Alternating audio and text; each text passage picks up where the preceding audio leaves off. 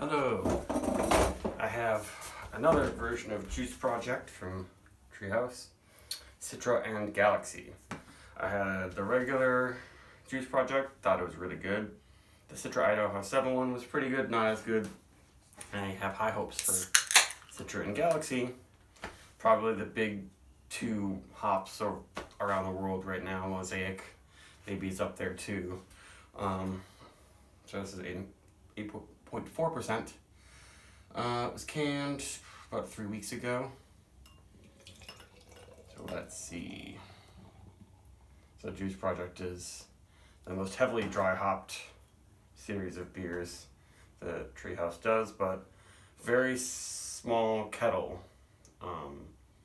hot hopping that draws out different kinds of hop compounds, but draws out bitterness more efficiently. So this doesn't have a lot of bitterness to it, but lots of dry hopping. But they don't say that they don't boil any hops. So I think there's some of that going on, because if you don't boil any hops, then you're going to lose some of the compounds that are soluble only when you boil the hops. So it's a little more complex when you have hops added at many different parts of the brewing process. So I'm assuming that there's some of that going on, because I've really enjoyed the Juice Project beers and not seen them as one-sided. That smells really damn good. I just had King Judge Julius and Very Good Green last night, and this maybe has some elements of both of those in the nose. The Julius has a really unique, really yeasty, malty character that this one doesn't really have. I think the malt bill is really simple for this. Very pale.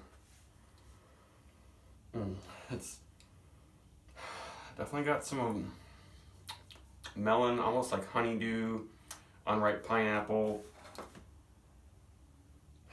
orange, sort of creamsicle, but not overwhelmingly like vanilla sweet creamsicle. Did I say overripe pineapple? I don't know.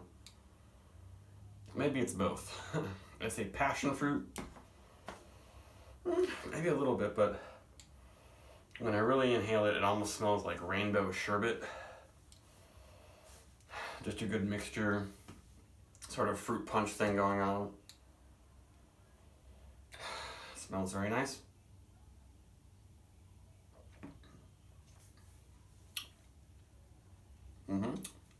Similar flavor, yep, keeps going with that sherbet type thing. Sherbet is sort of in between ice cream and sorbet. There's a little bit of milk in sherbet, but it's not all cream, dairy products like ice cream. So this one has a little bit of a creaminess, but then a lot of sweet fruitiness. Sort of light and fluffy on the tongue, though full still, Yeah, it definitely is a shuggier, more sugary flavor than the aroma, I'd say. But there's kind of a lip-smacking, brisk dryness that I get from brisk iced tea, Lipton brisk iced tea. I feel like that's from adding some like acids to it or something. Not that this is like that, it just seems like it's a slightly lower pH. Has a similar feel to the finish of Sloop beers that I think is pretty nice.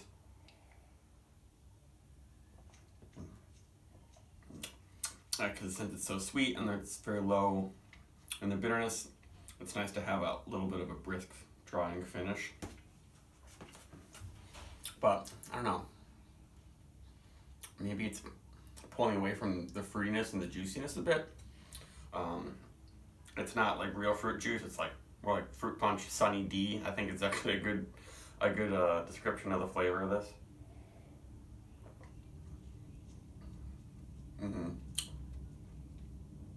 It's pretty good, but for some reason I'm just not going crazy with that finish right now. It's almost a little bit metallic-y or like minerally sort of happening.